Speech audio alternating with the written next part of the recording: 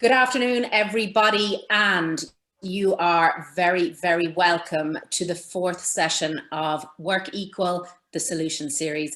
As I said the last time, there's me doing my Arthur Scargill impersonation. But in all seriousness, this has been so far a most interesting series of discussions. And today we are looking at, I suppose, quite a controversial issue of flexible working and how that can help us to move towards gender equality in the workplace.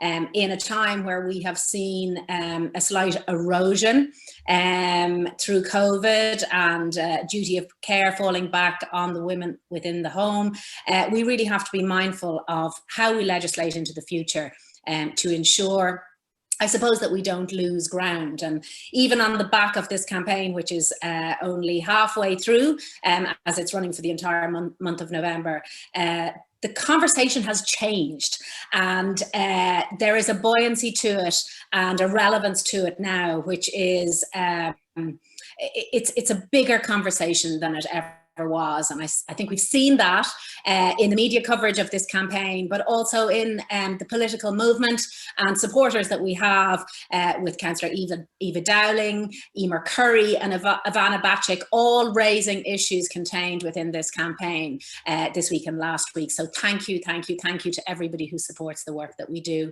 at WorkEqual and also at Dress for Success. And we are joined today by the machine of Dress for Success, Angela Smith, our CEO. We're very delighted to have her with us again. So this is the Solution Series, and everything that we do with the WorkEqual campaign is focused around solutions. We all know the problems. The question is, what are we going to do about them? So to give you a little bit of a background into WorkEqual and what the WorkEqual campaign is, this may well be your first time to attend. We really grew the campaign from 2016 when it began, and it is, you know, when we started the campaign, it was met with a lot of media derision, to be honest with you. And so again, for us to watch the evolution of that conversation and an openness in these discussions is really, really wonderful. We are moving towards an accelerated gender equality in the workplace. That is why the campaign exists. And it centres around a month of activities each November, including Equal Pay Day, which was last week. Our current pay gap sits at 14.4%. And I suppose they fell last Monday, the 9th of November, and there's a lot of confusion around that. And part of our job is to address that and to be clear that that is the difference between the earning power of men and women in this country. So the Solution Series is we have gathered the experts, the people who can really give incredible insights into how to move forward and how to balance this debate. So the recommendations from last year's conference, which was our first conference and a physical conference, it was very much a working group. Everybody who was in attendance was part of the discussion. And actually, we're going to put the link to the output, which is the WorkEqual Practical Steps to Workplace Equality, which was co-written by myself and Professor Michelle Miller, who's also joining us as conference rapporteur today. I'd also like to welcome Andrew Brownlee of Solace and Orna Conway of Permanent TSB, who are our sponsors. So the recommendations in our practical steps document was around an introduction of an EU work-life balance directive, measures to negate negative state pension implications for part-time workers, and promoting sustainable work practice and creating awareness of the benefit of workplace flexibility. And bear in mind, that was written before COVID struck. So you are in the capable hands of Stephen Kinsella from University of Limerick today, who is going to MC and wrangle our fantastic speakers, and I will leave you over to him to introduce them. Well, thank you very much. It's very nice to be part of this event. I think it's a very, very important topic, not just for this moment that we're in, but indeed for the trend that has been taking place in the Irish labour market for maybe the last 10 or 15 years. And what I particularly like about this series is that it's solution focused, precisely. As you said, we are all aware of the issues, and we have very robust data on where the wage penalties are coming from. And the question then is, what are you going to do about it? So this session is, what role has flexible working to do with achieving gender equality? And I think this is a really, really important topic.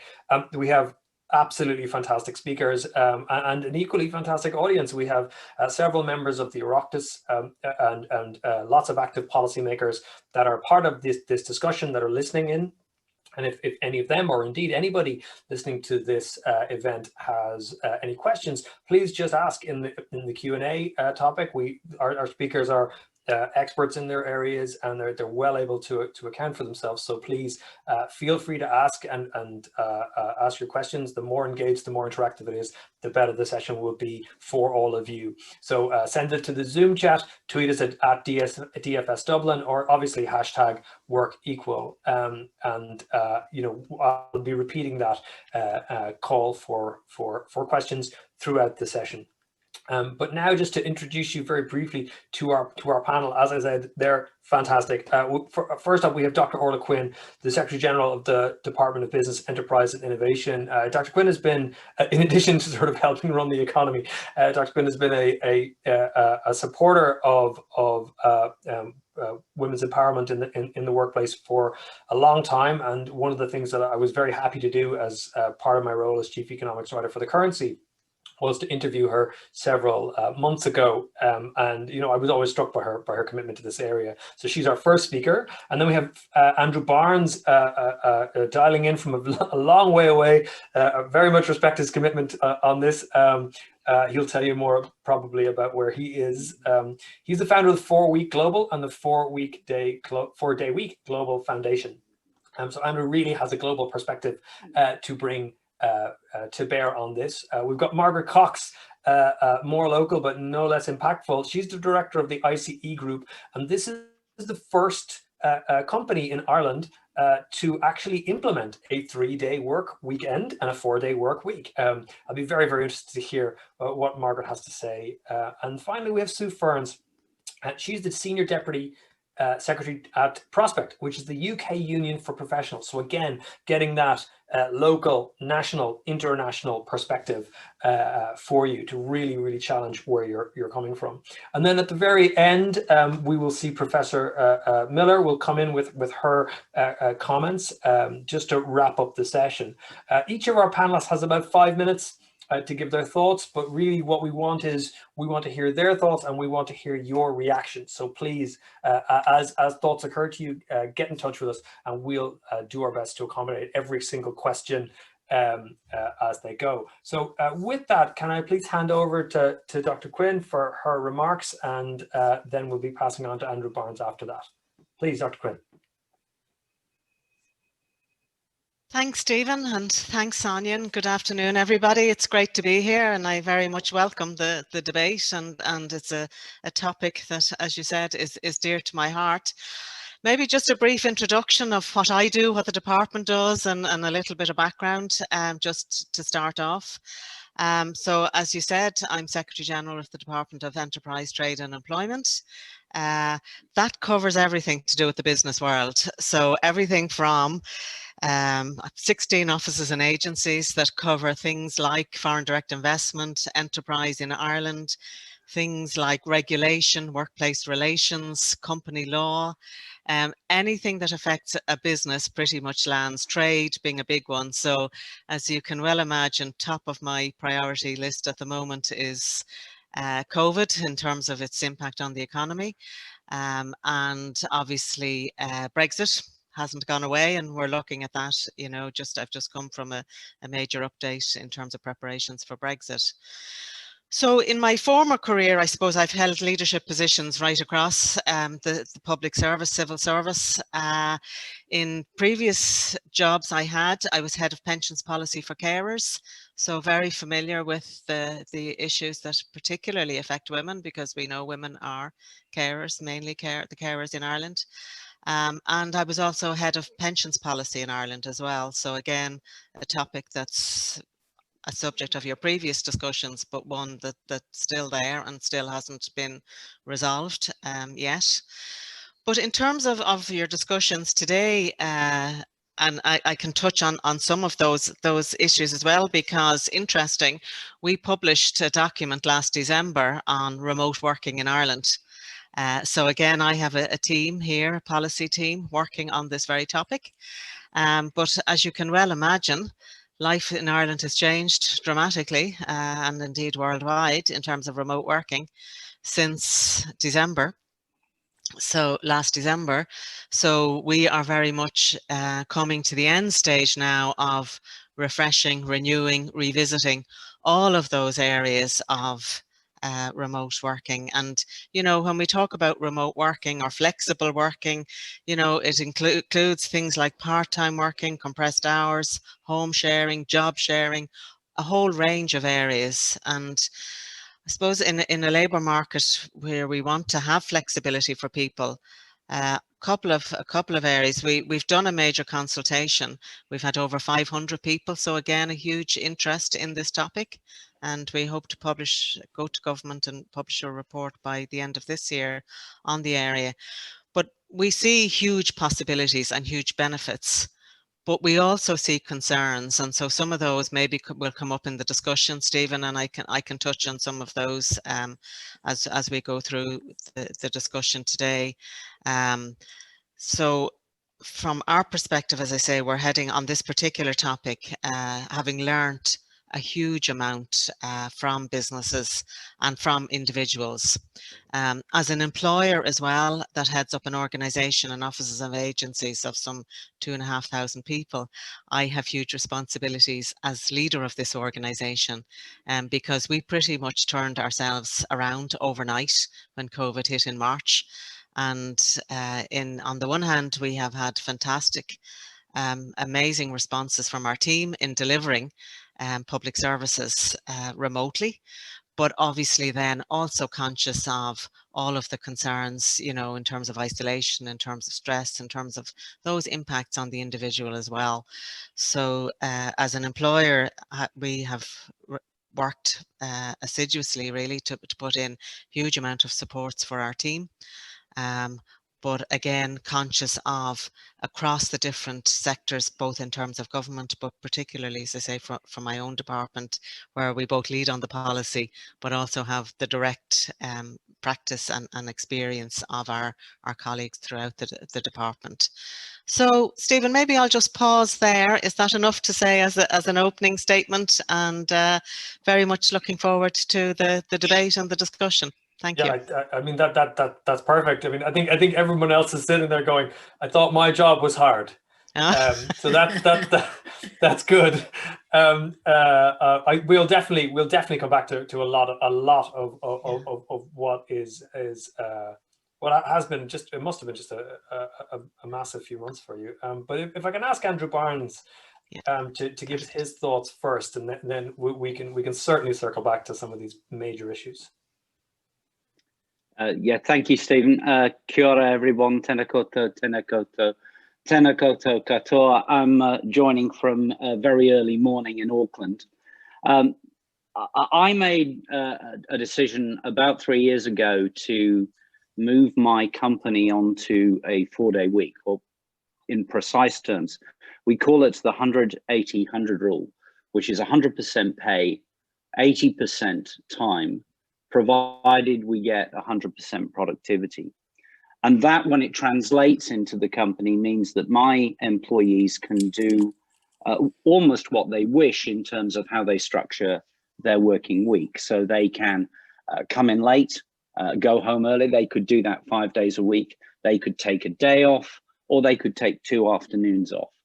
And the principle was that we would allow that flexibility, but provided underpinning it, we got the same level of productivity in a week as we were getting out of a 5-day week. So what we basically did is we did a disconnect. We said that productivity was the determinant of performance, not amount of time that you spent in the office. Now, one of the big inspirations for this was the fact that when I looked at my own business, it was fairly clear that often mothers returning to work were the most productive people in the organization, and they were very capable and demonstrated on a regular basis, that they had better time management skills than almost anybody else in the organization. So when we actually started to put that challenge out there to people, that actually you focus on the activities that you do at work, and you focus on finding ways to do things more productive, and that then determines your performance, you know, that became a real key part of the whole of the 4-day week movement. Now, for me, one of the key outcomes of this is that got, bizarrely, my men, my leaders, male leaders, out of the office. It forced them to be role models. The only people in my organization that I force to take a 4-day week are my senior leadership team, because they have to lead by example.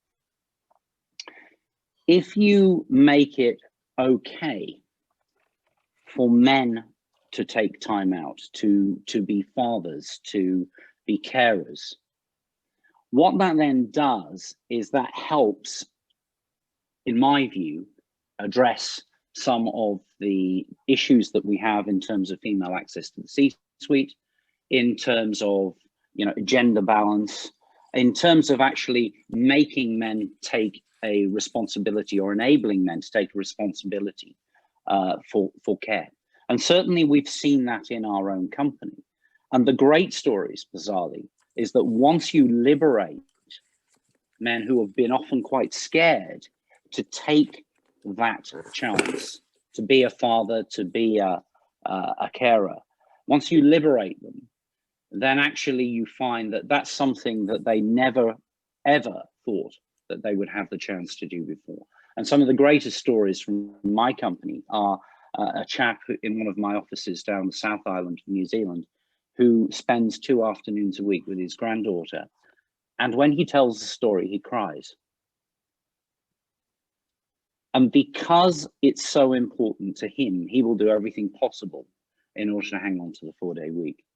But the great thing from our female staff is concerned is that those of whom who are forced at the moment to have a disproportionate involvement in care, actually they can much better balance those care responsibilities with their working responsibilities, and that they are not disadvantaged as a consequence by needing to work part-time. We do not care about the amount of time you spend in the office. We talk about making sure that the outputs are the same. So we're pushing our men out, and we're allowing our women to come up. Now, what we found through this process is the other thing we've had to address is also that as an employer, like everybody else, I had a lot of females in the organization who had negotiated a 4-day week in order that they could balance their home duties and their work duties. And obviously for that, we were paying them 80% of salary. So one of the things we did as part of the program is that once we introduced it, we increased every single woman in the organization who had negotiated an 80% contract, and we paid them as if they were working a full working week of 5 days. So for me, flexible working is key because it gives us both sides of the equation the chance to be the best they can be in the office and the best they can be at home. Thanks, Tim. I know that's a brilliant that's a brilliant experience, and I'm struck by the personal stories that your employees are giving you as well. Before we pass over to the next speaker, Margaret Cox, can I just remind everyone that they can ask questions of the panelists just by using the chat or by using the hashtag at WorkEqual. Yeah, I'm still quite struck by the stories, actually. So this will be a very interesting counterpart, because our next speaker, Margaret Cox, you were the first, your company was the first company to introduce a 4-day working week in Ireland. I'd be interested to first hear your hear your experience, and then maybe try to understand the contrast between your experience maybe and Andrew's. Yes, thank you, Stephen. And first, I would like to actually pay tribute to Andrew and Charlotte. If it wasn't for some of their inspiration and their thoughts that they've been sending around the globe in the last number of years, I.C.E Group wouldn't have been going down the route of the 4-day week, 3-day weekend. So just to introduce myself, my name is Margaret Cox, and I am the Managing Director and co-owner of I.C.E Group. We're based in the west of Ireland, headquartered in Galway, with offices in Limerick and Sligo, in Dublin, and a sub-office in Sydney, Australia. And we like to call ourselves the home of the 3-day weekend. And here's a challenge for everybody in the audience a second. You know, maybe if you just closed your eyes for 5 seconds and imagine what every week in your working life would be like if you had a bank holiday every single week. So just close your eyes for 5 seconds and think about every week as a 3-day weekend. And when you come back, I can't accept all of the applications to work in I.C.E Group, but I'm certainly happy to accept the talent and as many of them as we can. But that's what it's like in I.C.E Group. So maybe if I can just say, well, what difference has that made? What difference has it made to the women, the family, the communities, and our customers in I.C.E Group? And the difference it has made is life is better. So when we started the experiment, and indeed it was an experiment, we really wanted it to work, but there was always a chance that it wouldn't work. And when we started it, our vision was we want to change the lives of the people who work with us. And that's what we've done.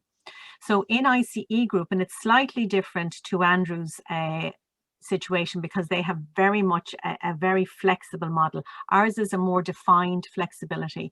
You either work Monday through Thursday or Tuesday through Friday and have your 3 days off at the weekend. And we felt as an organization, because we're very customer focused, or very customer you know, we're delivering a service, we're a service organization in recruitment and training. We needed to be available across indeed 5.5 days. So many of our offices are open a half day Saturday. So we needed to provide our service across the business. And I suppose it's really key when we're talking about flexibility. Hand on heart, I'd love to be in a situation where I can say everybody can have whatever flexibility they want in the world. But gosh, I've got to run a business. That business has got to generate profits, because if I don't have the profits, I can't pay the wages and I can't be commercially successful in order to make sure that we deliver the best service to our customers, we deliver the best service and the best opportunities to our employees, and we make a difference to the communities that we work in. So we wanted to change the lives of our staff.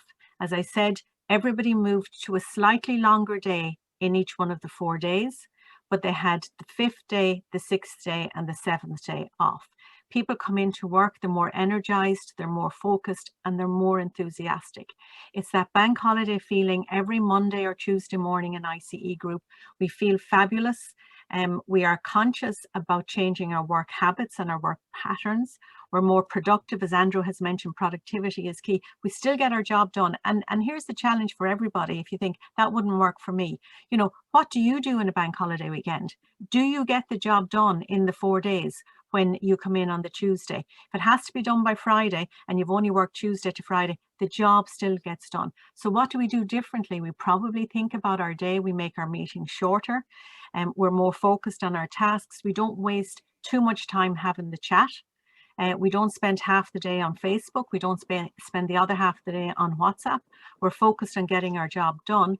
And yet we have the energy to carry us through those 4 days, go home at the weekend, spend time for the women. And that's a key thing for the women and the mothers in our organization. They get time to do the household chores, the household management, those, you know, the washing, the ironing, the shopping, all of those horrible jobs that we have to do. Get to do those either on a Friday, maybe on a Monday, and you spend quality time with your family then on Saturday or Sunday, or whatever way you want to do the order of the days. But that's a big thing. For the men, and I was delighted to hear Andrew, you know, talk about the granddad on the South Island. You know, our daddies have gotten time to go home and be daddies. They have the energy to be daddies. They can plan fun things at the weekend, whether it's running to hurling or football or swimming or just going for walks or just traveling around. So much more time, that key day every single weekend. And then for the young people, they can spend their time going back to education, spending more time with friends or with family, doing some of those care things. But it really has made a difference to their lives. What we've seen in terms of our wellness score, and I'm going to wrap it up, Stephen, I'm watching the time and I know I'm just going over. In our wellness scores, people are more relaxed. It went up by 33% from the beginning of the experiment to the end after 6 months. They feel closer to other people. They have more energy. All of our wellness scores went up, but equally the business scores, we saw a 27% increase in productivity. We saw a 30% increase in turnover, a 12% decrease in costs, a 20% decrease, obviously, in travel time, and a 0% in terms of unplanned illnesses, the 1 day, 2 days, because people are fitter, energized and more focused. So we have less sickness and we're all healthier. It's a wonderful way to work. It's not the only way in terms of flexibility. It doesn't suit every organization. I fully accept that. But I would say open your minds and have a think about it. It's working for us. We love it. We would never go back to any other way. Thank you. Back to you, Stephen. Absolutely fantastic, Margaret. One of the things I was delighted to hear was that you'd evaluated the effectiveness of it. I was quite struck by the fact that you had a 27% increase in productivity. We might come back to the productivity question because I think it's an important thread that links, the work that Dr. Quinn has to do at a national level. Obviously, how you guys define. How you define productivity, indeed, in terms of your own company, and then of course how you measure it. I think this is a key issue. And again, just to remind everyone, please ask questions, comments, whatever you need to do to get your point across, and whatever forum, Zoom chat or Twitter, etc. That'll be fine. Can I pass over to our final panelist, please? Sue Ferns from Prospect, the UK Union for Professionals.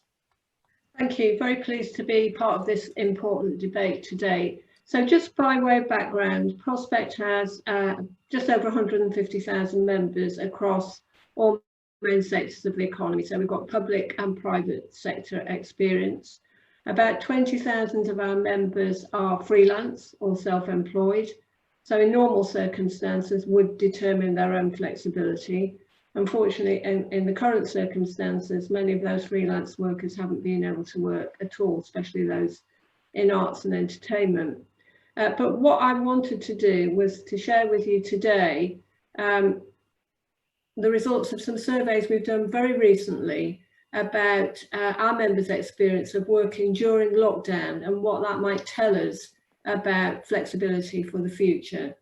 And I should say this against the background that whenever we ask our female members in Prospect what are their top priorities if they could have more control over their working life, equal pay and positive flexibility are the two consistent priorities, and they want that flexibility for themselves, but they also want it for their male colleagues.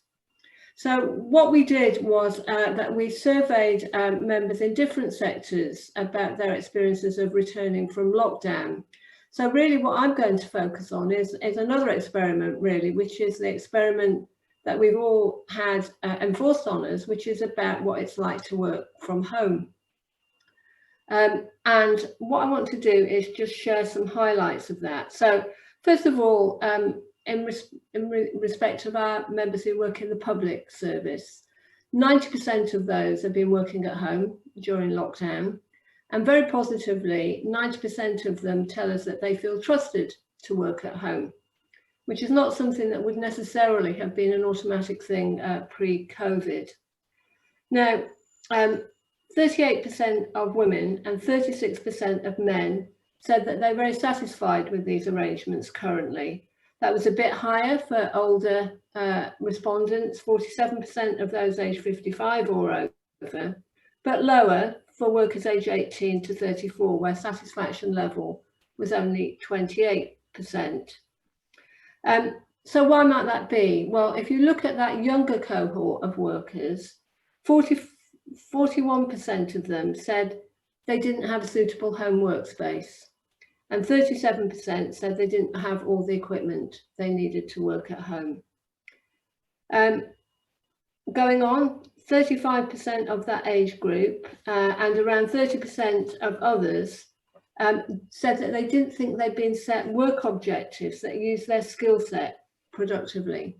So there is an issue there about quality of work and management when you're working remotely. In the 35 to 44 age group, 61% said they found it difficult to balance caring responsibilities with home working. Overall, about 4 in 10 of our public servants said they'd want to continue with the arrangements as they currently are when we return to more normal circumstances. But 8 out of 10 of them said they'd like to continue with some form of remote working, but not exclusive working from home. 90% did want flexible working hours. Now, we did the same kind of survey in part of the private sector. This was in the electricity sector, where we found that women were more likely to be working from home currently than men are. And in contrast to the public services sector, it was those over 55 who were less positive about home working arrangements. As in the public services sector, that middle group, 35 to 44-year-olds, were most negative about the challenges of managing caring responsibilities while working from home. And for younger workers, they brought up some of the same challenges about workspace, having the proper equipment to work from home, and being set appropriate objectives. Nonetheless, 42% overall did say they wanted more flexibility to work in their working arrangements in future. Now, that might sound a little bit more negative or more challenging than some of the contributions we've heard so far. It's not meant to be at all. I think the lesson from this is that we do want flexibility, we do want positive flexibility, but there is no one-size-fits-all solution to this, and you've got to think about the context in terms of the industries and organisations in which people are working, and also about their home circumstances. So as a union, we try and negotiate a range of flexible working arrangements. But I do think this exercise of going through and surveying members during this current experience has been extremely valuable, because it has forced people to work in ways they wouldn't necessarily have chosen to do under normal circumstances. And obviously we'll take that learning as we come out of lockdown and start to negotiate what work is going to look like in the future. Thank you. Sue, thank you so much. I was so struck by that number. 90% want flexible hours. Like, I was like, that's an extraordinary, you know, we're used to numbers where, you know, I wasn't surprised, you know, that 4 out of 10 workers wanted to continue this, the mode, but 90% of all respondents wanting flexible hours. I think that's a really, really interesting thing. And did that break down by gender, by the way? That was an overall response. Yeah. I think it's across both genders, and I think for me, key part of that some variation by age group, but yeah. I think one of the positive aspects of that is probably the younger generations at work, men who wouldn't in the older age groups have seen caring responsibilities as part of something that they can and should do. That's maybe starting to change now. I think that's what the survey is showing us. Very interesting. Can I first, so there's loads of questions coming in, keep them coming, please. Can I come to Orlaigh Quinn first? So obviously your department is preparing an SME recovery strategy. You have to deal with COVID, you have to deal with Brexit. There's a lot of there's a lot going on. But just in terms of the policy mix that you see in terms of encouraging gender equality in the workplace, what do you see as the major policies that either have happened or maybe might need to happen just into the future to cope with some of the issues that our panelists have been raising? I think the remote working does offer great possibilities, Stephen, but I'd also be very conscious of some of the dangers. I think Andrew, as he outlined, very strong focus on, encouraging men to take breaks. But if you look at, say, our social protection system and who gets carers allowance or carers benefit, it's 85% women. That's right. So I would have a huge concern in the broader sense that where, the civil service actually has had remote working for a very long time and opportunities, to take career breaks, to take 3 months summer leave, but when you look at the numbers, it's women who are taking it, and it's women who are taking it for childcare reasons. And that's not a positive outcome from a career development and a career advancement approach for women. So I think we just need to be very careful on how we do this. I think where, as Andrew outlined, if you can do that type of approach that everybody has equal access, I think that really works, but it doesn't otherwise. And one of the things, certainly the concerns that would have come through to us on the remote working is visibility. And there is that question of, if you don't see women, you don't promote them, or it's the visibility in the important places in the workplace. And if we have a situation where more women are taking more advantage of flexible working and men are not, I think that will exacerbate the current career structures for women. So it's an area that I'm quite conscious of as we move to develop the national strategy on it. I'm quite struck by it seems like what Andrew did in his example, and maybe Andrew, you might speak to this in a moment, is set the norm at the senior management level and set it for men and for women. I'm just wondering, just in terms of the government, if you were to rock up to the Taoiseach and say, listen, the plan is all the Secretaries General are going to do 4 days. Yeah. Right? It won't work. Yeah, actually, if you could do. So this actually speaks to a number of the questions actually that are coming through, and please keep sending them through, everyone. Which is, this isn't going to work for every sector. No. Right. It's definitely not going to work for the Central Civil Service. No. The first question from Jay Marr is saying, what about cleaners? So Secretary General, fair, but what about cleaners? What about people who work on building sites? Can this really work across all the different sectors? I think, Stephen, look, it's easier for some sectors than others. I do remember a few years back saying to my partner that I was thinking of doing a 4-day week, and he looked at me and he said, why don't you try a 5-day week first? Which I thought was very quick of him. Yes.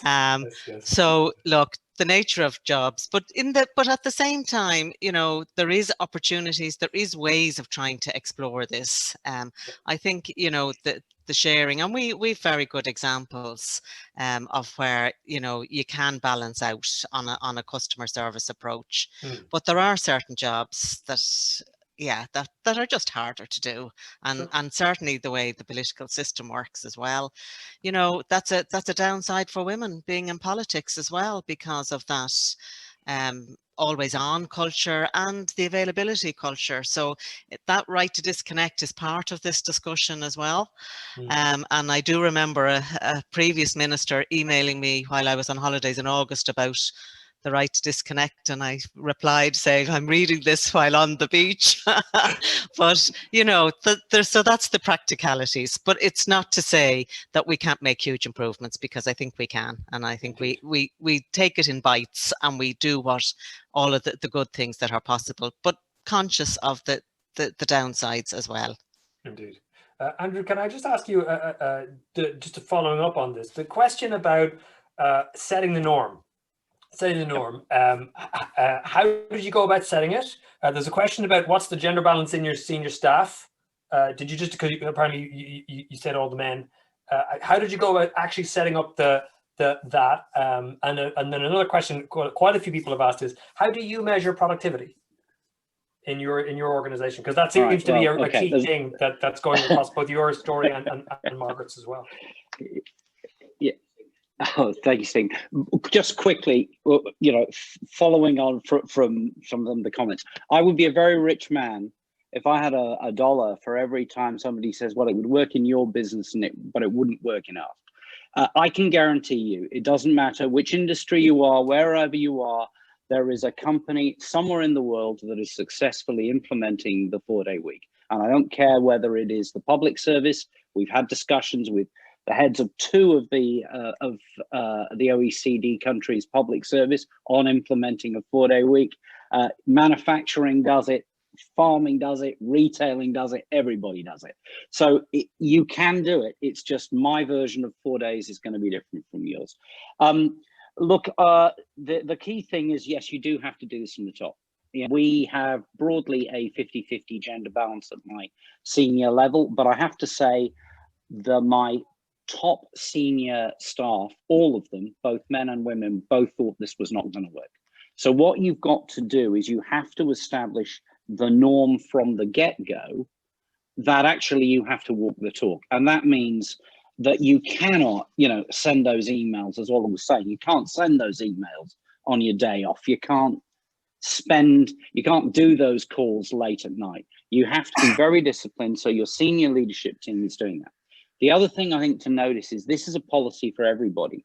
The people who want to climb the greasy pole to the top will do that regardless of whether you have a 4-day week or a flexible policy or not.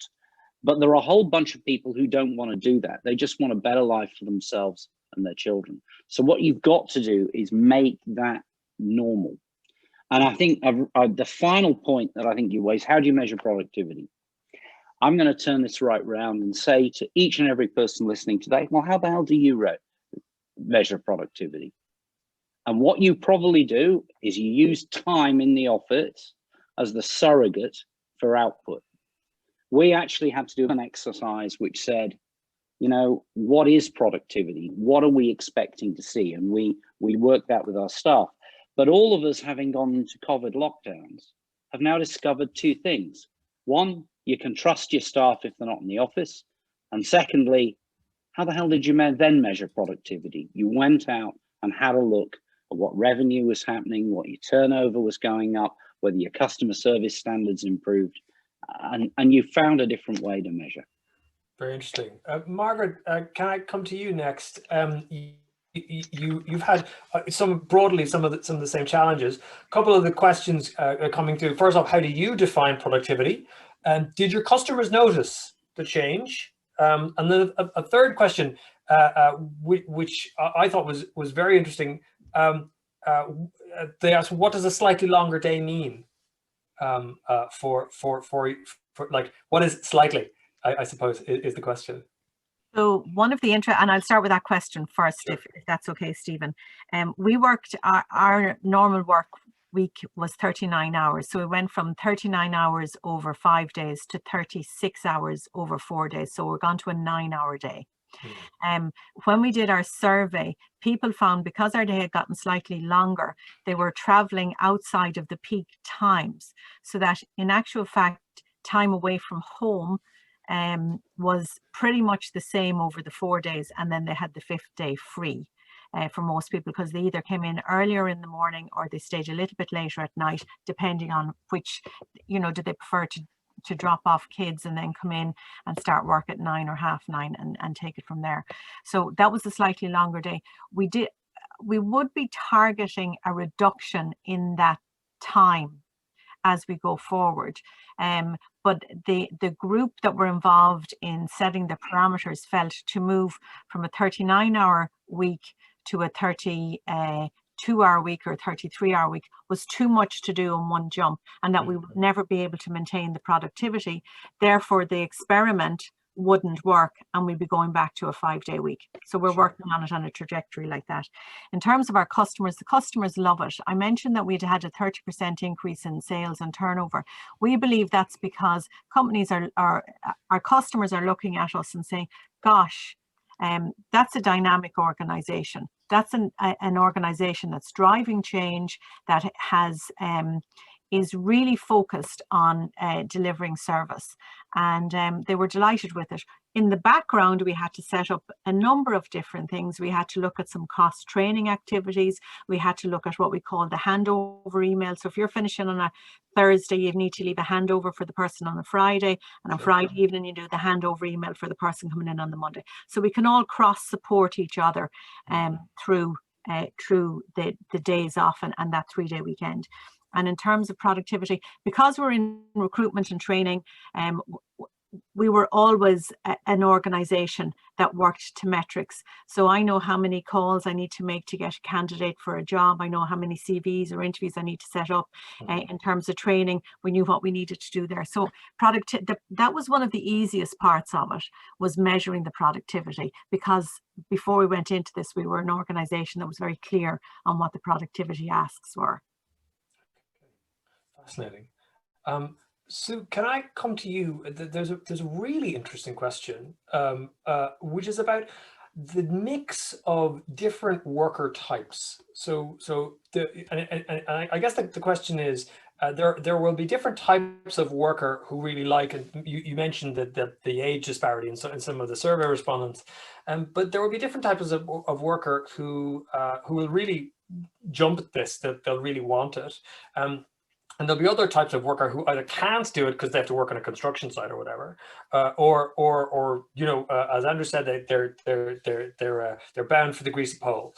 So, how do you think about the policy work, or maybe the respondents that you have? How do they think about the differences in worker type as a 4-day week gets rolled out, I imagine, as a larger group of policies? So I think there is a danger here, and I think this is reflected in responses, that this could be a set of choices that only certain groups of people can make. We had a 4-day week introduced in one of our big membership areas. And actually, there was pushback from that, primarily from women and also from disabled workers who didn't feel that they had the capacity to work longer hours over 4 days rather than spread them out over 5 days. Now, we came to an accommodation about that, but lots of people jumped at that, but it wasn't for everybody, and you have to find solutions for those people. And I think there's an issue here about the gender segregation we see in certain labour markets, which makes it easier sometimes for men to work flexibly than women. For example, I'm thinking about shift working and standby working, which can be a lot easier for you if if you haven't got caring responsibilities, if you're a certain age, and that tends to be, not always, but tends to be men rather than women. And also there's a potential glass ceiling issue here as well, I think. I'm sure Andrew's right, it does have to start from the top, but how far down does it go once you've started from the top? That may be easier in smaller organisations that aren't as hierarchical, but what about those service providers? There are, in low-skilled, so-called low-skilled jobs, lots of flexible working arrangements, but they don't work to the benefit of the individual. They work to the benefit of the employer or the institution. I'm thinking about 0 hours, split shifts. A lot of women do those, but there's no benefit in them from those at all. So it is positive, I think, overall, but it doesn't work for everybody, or one particular solution doesn't work for everybody. And I think it's fantastic where you're able to keep pay at 100% for a 4-day working week. But if you're on, not all employers offer that, so you've got to think about that. You have to think through the implications for pensions. I mean, my union published a report a few weeks ago showing a 39% gender pensions gap, so that's another consideration there. And I also agree with the points that have been made about visibility And I think one thing we've all learned during the months of this year, you've got to think about well-being and mental health as well. So it can be, I think, a more complex picture than simply moving to a 4-day week. And I'm not saying that either Andrew or Margaret are suggesting that, but we see the range of circumstances and the range of individuals, and it needs careful balancing. Yeah, I think we'd all broadly agree with that. There is just something about, I often wonder, is the implicit assumption here that pay and conditions will remain as before, because if that's the case, then people are like, oh, there's a net benefit in terms of time. But if you're a 0-hour worker or an Uber driver, well, you already have lots of flexibility, but maybe that's not what you need. I think that there is a kind of an implicit class-based structure sometimes built into this discussion. I think that's right. And if you're working for a private sector provider that's providing services, whether that's caring, cleaning or catering, actually reductions in hours often come with reductions in pay. And thank you very much for that. One question from Joan to Margaret and to Andrew. Has the 4-day week made any difference to the retention in your staff? Maybe Andrew, I can ask you first. Yeah, look, Stephen, has. I mean, initially, in fact, some people actually left the organization because what we're focusing on is on productivity. We've got to keep emphasizing that. It's about output, it's not about hours. And some people don't want to be accountable. But since the policy has settled down and we're now in broadly our 3rd year of that, our turnover is down. And as Margaret said, sick days, in our case, we're quite a large organization, they've halved and are continuing to go down. So you get it. Could I just sort of make one quick observation about the previous comment? And that is my advice to anybody thinking about a flexible 4-day week, reduced hours, let's call it reduced hours, is don't overthink it. What we do as leaders is we keep trying to come up with the solutions. I didn't come up with a solution. I said to my team, guys, I have no idea how I'm going to implement this. I'm going to give the challenge to you. And that's critical because we come up with a whole pile of excuses. We are conditioned. Working longer is working harder and working more efficiently. So we come up with a whole pile of excuses why it won't work. It works. You just have to empower your people and give it a go. And the other key thing is young people want flexibility. 80% of people under the age 25 said they will trade salary for more time off. That's where the gig thrives. I hate the gig. I would rather give people flexibility with all the protections of minimum wage, of outputs, of superannuation, of sick pay, of holiday pay. But if you don't give people flexibility, they will go and find it somewhere else. And if they find it in gig, that is highly destructive. And we've seen those results around the world. Indeed. And we could do an entire session about pensions. I'm obsessed by them. I think they're some of the most important policy problems, and we tend not to solve them because they're large, but they're far away, a lot of the time. Margaret, if I can ask you, retention policies quite quickly, how did you find it in terms of your staff? It certainly made a huge difference to our retention. Again, as a smaller organization, one of our key challenges would have been, people come and join us, they gain experience, they get training, and then they move on. What we found is that our unplanned attrition has gone way down.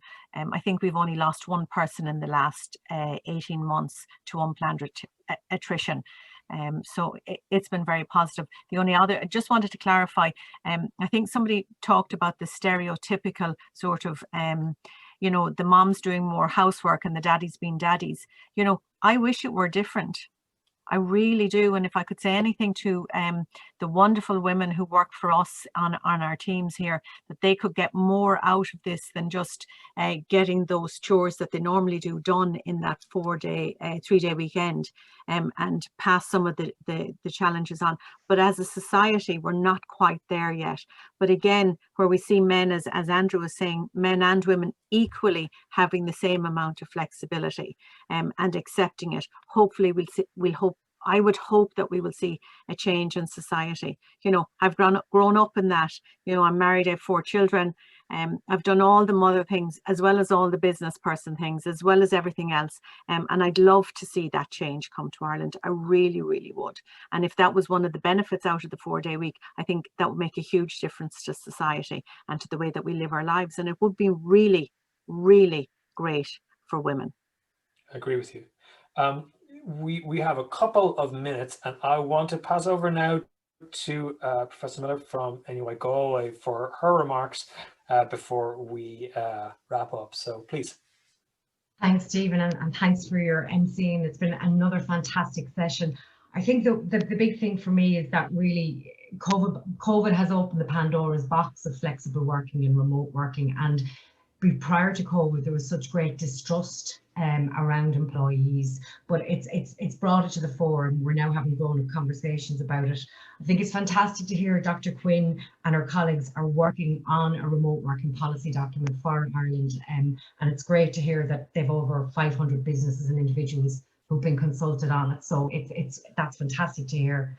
I think for Andrew, the thing that really struck me is that one of the biggest things we find in the literature is that even when governments provide policies for men to be more involved in care, such as parental leave, there can be a fear amongst men that if they do take up those positions, it will have a negative impact on their career.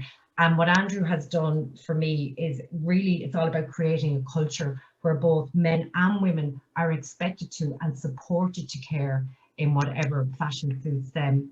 And again, Margaret, the same. I mean, it was interesting to hear the difference between open flexibility and defined flexibility. But Margaret's numbers really speak for themselves in terms of the benefits for the staff and the benefits for the organisation. And then Sue gave us great insight into the experiences of people working at home through COVID. But I think she makes that really important point that there isn't one size fits all for organisations or for employees. And finally, my biggest take-home piece today is what Andrew said, that he wants the individuals in the organisation to be the best they can be in the office and the best they can be at home. And I think that really sums it all up for me. So thanks, Stephen, and thanks to the contributors. Thank you very much. That's perfect, and I think it's a perfect way to end the session, everyone. I just want to thank obviously our panelists, and thank you, of course, to the organizers. It's not just a seminar series; it's a campaign. It's a multi-annual series of not just events but active dialogue, and it's really great to see it happening. Of course, it's going to keep going into the future. I would like to thank the audience, everybody who asked questions, people who are sitting home. I hope you've had some experiences that have made it better for you. Can I just individually just thank Orlaigh Quinn, Andrew Barnes, Sue Ferns, and of course Margaret Cox. And again, thanks to Professor Miller for her sessions. I think this is one of those things. It's not a small ask to put these kind of things together. The whole team at LSPR did a great job in wrangling us all in our various little cubby holes. So thank you very much for that. And of course, thank you to our sponsors, Solace and Permanent TSB. It's just been a great event. So just being respectful of everyone's time. Thank you very much, and of course, please make sure to check out the next event, which is coming up on the 19th of November. So, how value placed on caring contributes to gender equality at work. So please check that out, and you'll see more of the details on WorkEqual.ie. So thank you all very much for your time, and I look forward to talking with you again. Take care and have a nice day.